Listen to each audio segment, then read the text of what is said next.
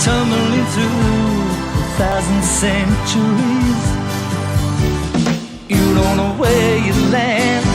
It's so dark in mythology. Treasures of history to be found. Hear the legends of time. All the handiworks remain, only to dream away. Orion,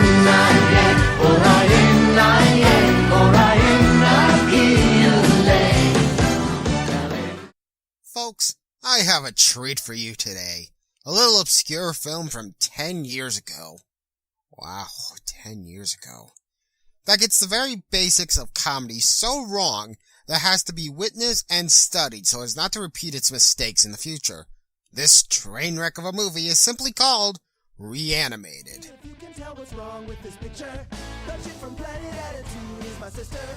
This little gem was Cartoon Network's first live-action animated hybrid. A miserable film that doesn't know what it wants to be besides a shameless jab at Disney. It's not funny, not creative, and not charming at all. So let's not just sit here and talk about it, let's sit here and talk about it. This is Reanimated. So we open on our credit sequence that looks like the random doodles a middle schooler would scratch onto their notebooks. We truly open with the father indulging on enough sugar to kill the average man, complete with disgusting close-up of his mouth. Because that's what the preteen demographic wants to see, a man's lips so close you could label him a pedophile. We also see our main character Jimmy, who, despite being in a film called Reanimated, is the most static and lifeless character the movie can muster. I'm not kidding when I say he is the biggest stick in the mud, which is a shame since we spend the whole movie with him. I wouldn't mind so much if being as bland as styrofoam wasn't his only character trait. So Jimmy helps his mother in the kitchen and, oh no, this is gonna be one of those movies. You know the kind, where logic takes a backseat in favor of terrible comedy. What's wrong with this? I'll get back to you on that. So at school we see that Jimmy has a crush on the hot girl Robin, because every preteen film has this plotline in it somewhere. He tries to ask her out, but is called into the office by his dad. He's the principal now, because why the hell not? He tries to coach Jimmy on asking Robin out when... It's me, Robin. Ooh, I wish I had a big, strong man that I could go on the tilt-a-whirl with. How about a kiss? Okay, seriously, dude. Which hospital did you break out of? We're also introduced to Jimmy's friend, who's trying to hang out with the cool kids, and... a llama. Why the hell is there a llama in the science class? Unless the science teacher is Yzma, I don't see the relevance to it. No! You threw off my groove! Anyway, as it turns out, the friend is the brother of Robin, who is also a big Appleday fan. This film's version of Disney. Because reasons. Something you'll notice very quickly is that the writing is lazy and contrived. There isn't a subtle moment in the film's bones. And when you aren't being force-fed jokes that even a toddler wouldn't find funny, they're forcing plot foreshadowing with all the subtlety of a jackhammer to the skull. The next day they head off to Golly World, or as I like to call it, copyright-free Disney World, and after a full 2 minutes of showing off the park, we get to see a history lecture on the creator Milt Appleday and... a completely random duck. Did they have another movie planned that got scrapped? But they were stuck with the animal leftovers and just had to use them? We see that Milt ran a show where all he really did was eat edible paint, or as the rest of us call it, yogurt. I hate yogurt! Even with strawberries! On a train. Will this be set up for the film's climax? Is Jimmy Hoffa still lost? So they take a crack at the frozen head theory. I heard that when Milt died, they froze his brain so that science could bring him back one day. What?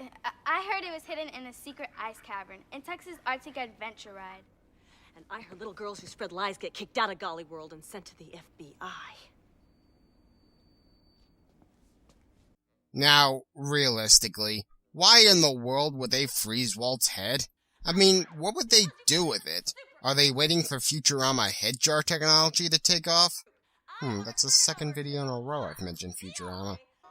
After a presentation for my nightmares for the next 2 weeks, Jimmy is forced to find Milt's brain from his, use those air quotes now, friend, because he's desperate to get in with the cool kids. And speaking of frigid bastards, they go into the Arctic ride where Jimmy makes it out using a previously unforeseen screwdriver and finds an ice cavern underneath. Because logic in this film is sort of like a side dish, it's not really required. It's here that we see... hold on a moment, people. I need to go make sure my drink hasn't been spiked. I mean, what the hell is this? A mustache-twirling, evil-laughing, dressed-in-all-black villain who talks to a sack with a $sign on it who is hunting for an animator's brain. This is supposed to be reality, right? After Jimmy is chased out by Dick Dastardly over here, he gets hit by a train and...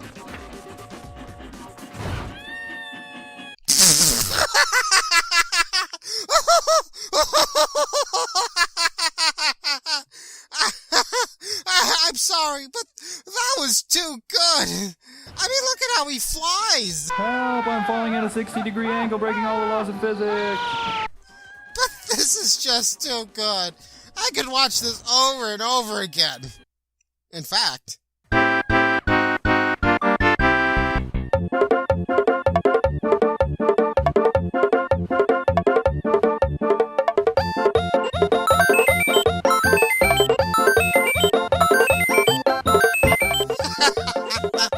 and they say there isn't anything good on the internet. Apparently his brain was damaged and needs to be removed and replaced, and of course they used Milt's brain, because this plot was built on contrivances. It's also explained that while he has Milt's brain, that Jimmy still has his personality because they were able to save his quote-unquote personality gland. We were even able to save his personality gland. Okay. He'll be fine. Now, I'm no doctor or anything, but personality stems from memories and experiences and aren't something tangible. If the brain is destroyed, he ain't getting those memories back. Jimmy is gone. But here in the realm of bullshit land, anything is possible. Jimmy is taken home by both parents, even though the mom was on the moon. Honey, it'll be there tomorrow. Okay, time-wise it would have taken a person 3 days to get to the moon and 3 days to get back, meaning there is no way you got here from the moon. And just for a laugh, let's see how much something like this would cost NASA. While there is no concrete amount to account for the materials used in this venture, we'll use the Apollo 17 for a quick comparison. In 1972, it costed around $450 million, and if we adjust that for inflation, it would cost a whopping $2.42 billion. Granted, that's how much it would cost in 2011, but essentially billions of dollars in taxes were wasted so you can make a run home. Stop treating space like a corner office. We see that since Jimmy has Milt's brain, he can now see and interact with the cartoon characters just like Milt did. Either this is the work of some demonic force with too much time on their hands, or the more likely answer being that Milt went insane at the tail end of his life. I guess we all see imaginary characters and I just grew numb to the concept. What do you think, Red Shark?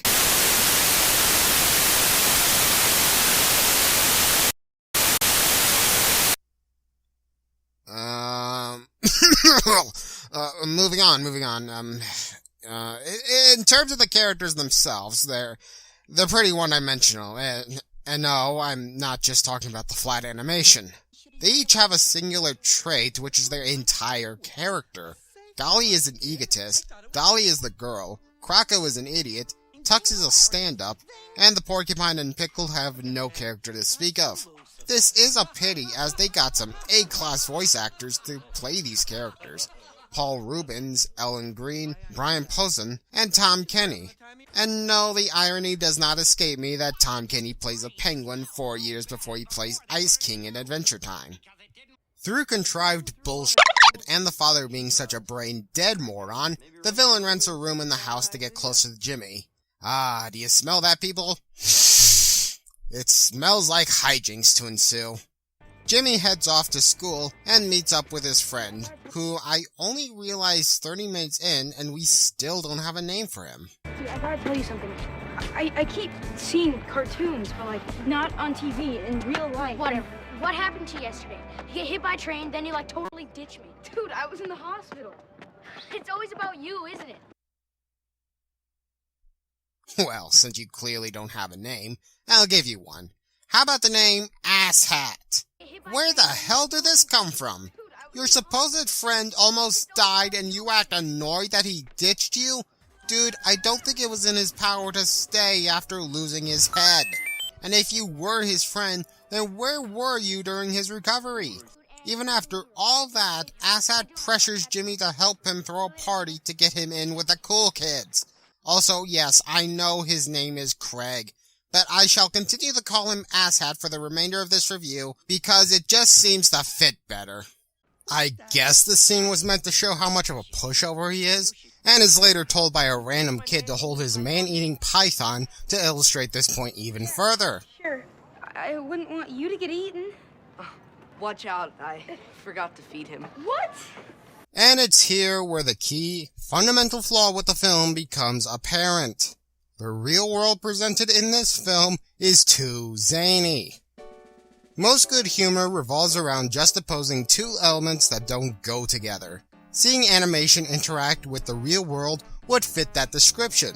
In a textbook, this movie has a premise that would make it funny. However, the real world presented in this film follows little to no logic, and pretty much makes it another cartoon. For an example of this done well, take a look at Who Framed Roger Rabbit. This film has a similar premise involving cartoons and reality clashing, the difference being that the real world is, well, just that, the real world, making these two opposing forces shine when it comes to interactions.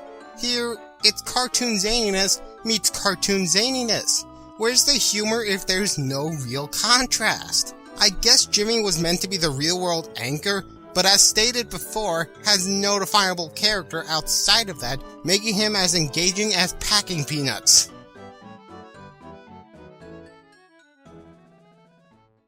So the cartoons help Jimmy stand up for himself, and we later see the villain, Sonny, has been integrated into the family. Jimmy, could you pass your brain? What? What? I mean gravy. Gravy! What did I say, brain? I meant gravy. Ooh, I've always wanted to do this. I'm acting. Man, that felt good.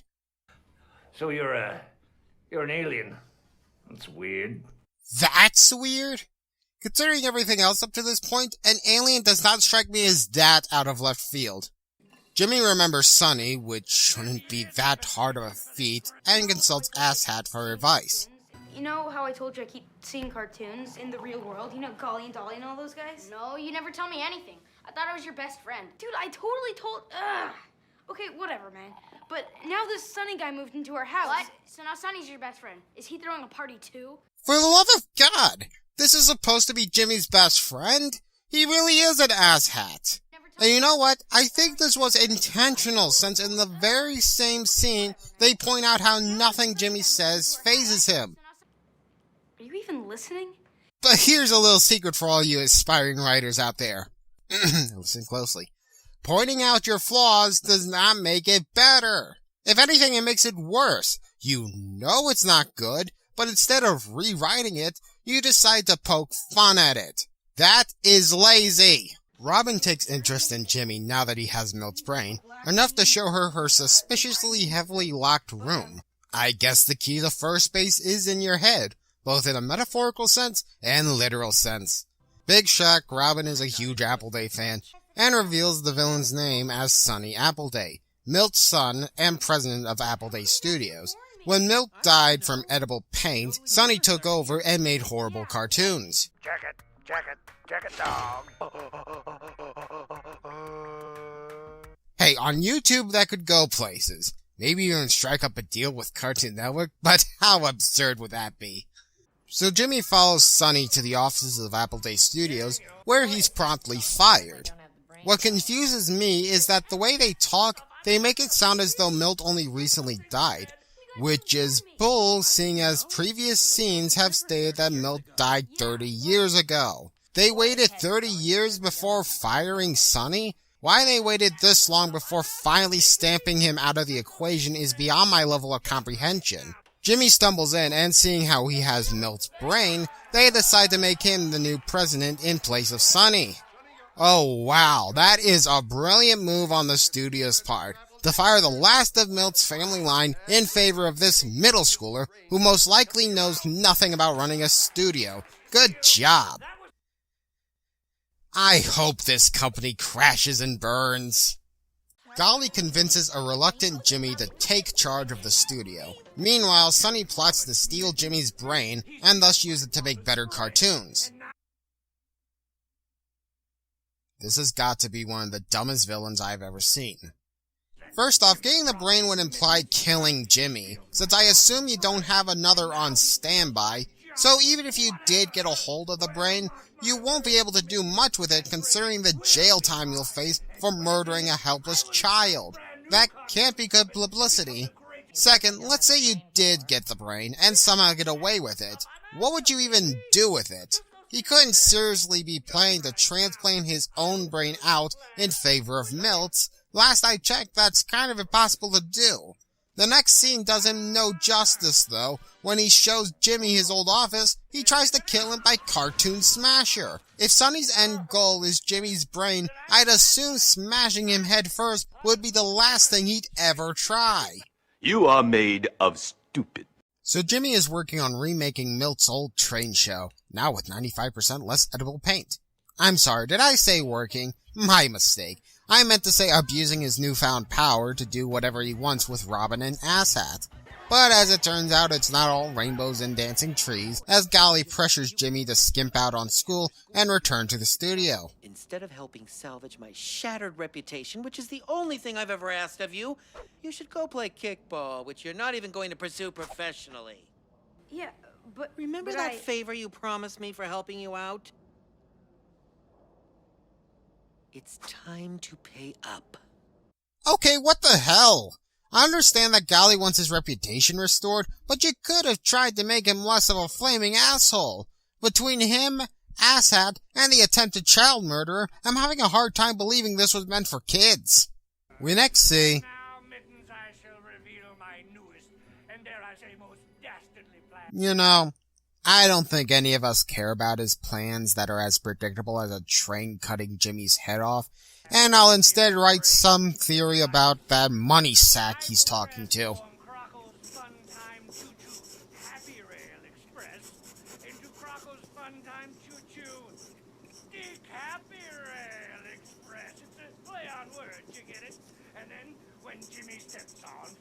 Television debut. Alrighty then. So in this theory, the contents are not exactly money, but are instead the cremated remains of his dear cat, who was the only one who loved him since his mother wasn't written into existence and his father was a douchebag. Sonny became so delusional because of his limited interaction with the outside world, along with the neglect from his only family, that he denies that Mittens is long dead and carries its ashes to prove to himself that even in a cruel world that hates his guts, he could always have his one true family at his side. Yeah, it's shit, but it's better than nothing. So Jimmy starts to push his friends away while he works to make his TV show a reality. Even Asshat, who hasn't seen him in weeks, is now all alone. Dude, you're being a crappy friend. I get it, okay? This isn't working, but I'll try harder. Yes! Thank you, God! I'm sorry, but you cannot understand how sweet this justice is. This character, who was only out for himself, pressured Jimmy into doing things that could and did kill him, and not being there for his alleged best friend who was losing his mind. This is just what he deserves. Oh, the tears of unfathomable sadness. Yummy, yummy, you guys. However, today is Asshat's party and Jimmy's television debut, and everyone tries to make him stay for the party. Okay, I'm supposed to feel sorry about Asshat and Jimmy's friendship falling apart. Oh, how sad. Let's see their good times together. Jimmy will do it. Wait, no, he won't. Rob can send out the invitations, buy the decorations, pick up the food, and clean the living room. That'd be a big help. I do it myself, but I have to practice my dance moves. See you later, Jimmy. Get the brain? Daddy, yes?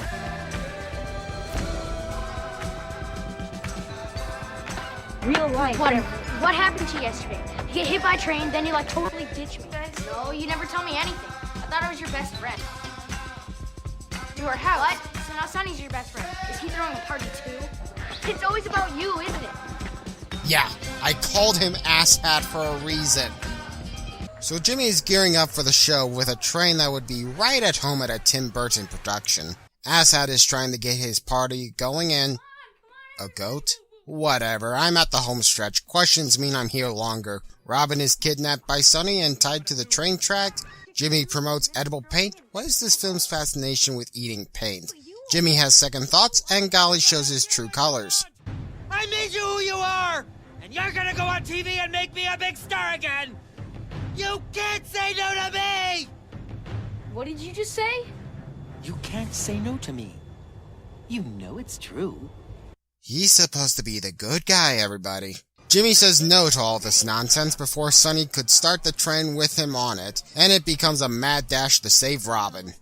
Oh, and Jimmy's dad mistakes Sonny for Yancey's biological mother.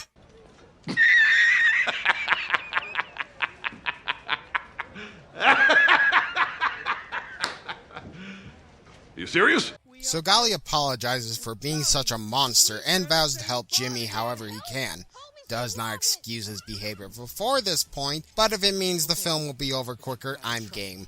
So Golly pulls something out of his ass and the film goes full-on cartoon for 14 seconds, which exists only to get Jimmy on the train.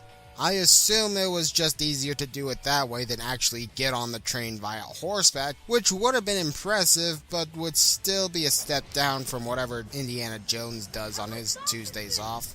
So they recreate the cartoon from the beginning to stop the train. Cartoon. Oh right, at the start of the film. How could I forget that? So Robin is saved, but Sonny is still after Jimmy and chases him into a museum. Sonny has a mental breakdown after seeing Jimmy dressed as Milt, ending with Yancey. Holy shit! Okay, he was really teleported back to the house as the epilogue shows, but without that, for all anyone else knows, Yancey just blew Sonny up. Talk about a deus ex machina. Jimmy and Robin arrive at what used to be the party. Appleday Studios presumably crashes and burns and is later bought out by Disney, and Jimmy makes up with Asshat. Alright writers, you have one last chance to redeem this character. Golly had his, and now it's Asshat's turn. The ball is in your court. You can make him a decent human being at the very end, or continue on the pathway you set for yourself and make him an irredeemable load that would be right at home with Family Guy. Continue on the low road, or make the conscious effort to take the high road. Well, it's your turn to move the chess piece. What's it gonna be? I really want you to know that you're my only real friend, too. What? You know, at the basketball court. I didn't say that. I have tons of friends. You see how hopping this place was? Your video conferencing must have messed up or something. Low road it is then. Thanks for making him the biggest douchebag of the movie. You know, he really does live up to his namesake. Jimmy has a slow dance with Robin before giving her his mixtape, one I presume is fire, and our movie ends. So, aspiring writers and directors, what have we learned today? I'm not entirely sure myself, but it involves edible paint. At the end of the day, Reanimated managed to get everything wrong. The story was a mess that was left meandering, the characters were awful, the tone is surprisingly mean-spirited, and the concept of live-action interacting with animation is handled so poorly that the comedy that results from the combo falls flat. I can't in good consciousness recommend this to anyone, especially with movies out there that do the concept so much better. Reanimated brings nothing new to the table, and is, in all honesty, a bore to sit through. If you are curious enough, go track down the DVD for yourself. Who knows, with a few good friends this could make for some excellent riffing material, but I assure you, you could do much better. Normally I would devote some time to the show that came later, Out of Jimmy's Head, but that would just be wasting my time, and yours by extension, so I'll call it a night for now. This has been TheOshawott17. Good night, stay safe, and please don't eat paint. Orion, I am, Orion, I feel the lane.